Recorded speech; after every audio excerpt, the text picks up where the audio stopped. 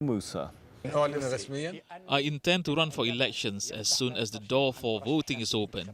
I will work from now, and it is my intention to run for office.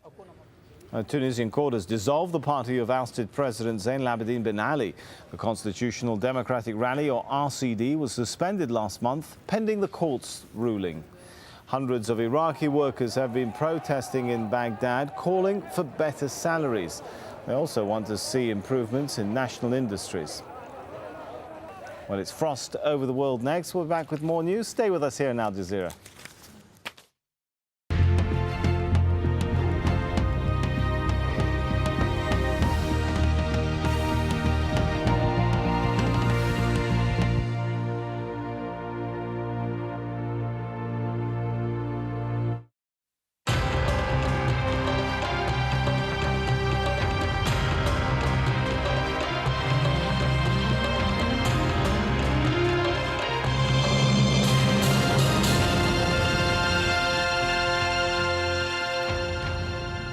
Hello and welcome to Frost Over the World. Later in the programme, the Prime Minister of Bangladesh and the brilliant actor Simon Callow. But first, Israel and Palestine.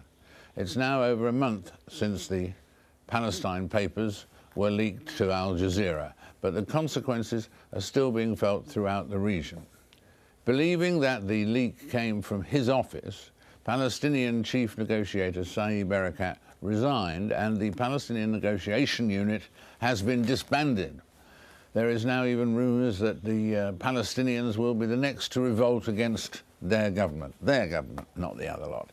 And it is suggested that any hopes for a peace deal with Israel in the near future are well and truly over. Joining me here in the studio is a man who spent many hours across the table from Saeb Erekat, the former Israeli chief negotiator, Dr. Oded Iran. Welcome. You spent many hours in negotiation, a lot of them with Saeb Erekat and so on. And now, as we hear, people are saying there is no more hope for negotiations between Israel and the Palestinians. No more hope now. What do you think? I think that for the next 2 years, unless we find a new formula for the negotiations or an objective, other than the full comprehensive treaty between the two sides, we are stuck because the Palestinians have to go to elections, or long overdue. The Americans are already begin their cycle of presidential elections in 2 years, and the campaign is already on its way. Israel itself might go to elections because of domestic political crisis. And so, under these circumstances, I don't see chances for a full, comprehensive peace treaty between us and the Palestinians. For 2 years? For almost 2 years, or full 2 years. A full 2 years right. Before that? Right. Unless we, as I said, we find an alternative, which, as the papers say, and I have been advocating it for more than 2 years, is a partial, incremental sort of way of getting there. It is clear that one important and only solution is the two-state solution. And you have to get there, but not through this comprehensive negotiations, which I don't think can take place now, but through incremental steps on the ground. And in that situation, what would be the first step? I mean, how would that work? Well, give you an example. Yeah. The West Bank is divided by the Oslo agreements into 3 areas. Area A, where the Palestinians have full authority, civilian and security. Area B, where the powers are divided, we have security. Area C is where Israel has full powers, security and civilian powers. Now, I'm saying Area C is 60% of the West Bank.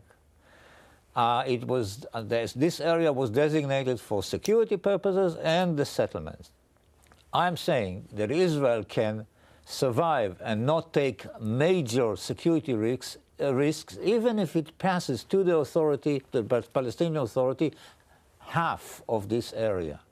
If I were the Prime Minister of Israel, I would be rightly so hesitant to take, given the turmoil in the region, hesitant to take long-term security risks. But I think that if you take minor risks on the way to the implementation of the two-state solution, you are really pushing the process forward, and you give a chance to the peace process. And we've heard that Mr. Netanyahu has been impatient of the late with the not normally thought of as a great progressive in the area of negotiations with the Palestinians, but he had, in this case, he's wishing there was progress and so on. Would he therefore countenance what you've just suggested? Well, as I said, there are reports that he is now thinking of doing it, that he wants to deliver a major speech on this issue, probably in the U.S. Congress, if the president will be willing to see him the president of the United States will be willing to see him in Washington.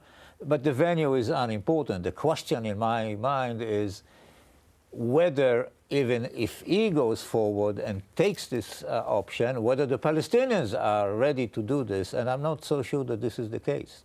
And secondly, the international community has to really espouse this idea, because the international community, if you look at the recent statement of the quartet, they are still having this hangover over a comprehensive solution in our time, meaning today, and I just don't see that happening. And we do seem to feel, whereas when President Obama came in, he was obviously going to focus on Israel and Palestine a great deal, as any president would state he was about to do. But there is a sense, both in the United States and here, for instance, that in a way the Americans have lost their momentum. I think so. I think that the administration erred in the beginning when they focused on the settlements as a way of getting the solutions. And I think that this was erroneous and it was a mistake. And it may be now too late to rectify it. But it's worth a try. I think that the administration may now be in a position when they say to themselves, well, we are going into this presidential elections, and there are difficulties in the Arab world, there are priorities in trying to stabilize, for example, the rest of the Arab world. So they may shift the focus from the Israeli-Palestinian conflict to something else in the region. And so something else? Well, you know, you have to now to see how the American interests are protected, yes, in the Gulf area, in the Mediterranean. If you look at this, this has been a major shift in the region, and it may be damaging the long-term security interest of the United States, as the case may be for Israel itself. And one Palestinian said to us, the Palestinians are unwilling to enter into serious negotiations, and therefore we should examine the idea of a long-term interim arrangement. In light of what you were saying, a long-term interim arrangement, does that fit in with you?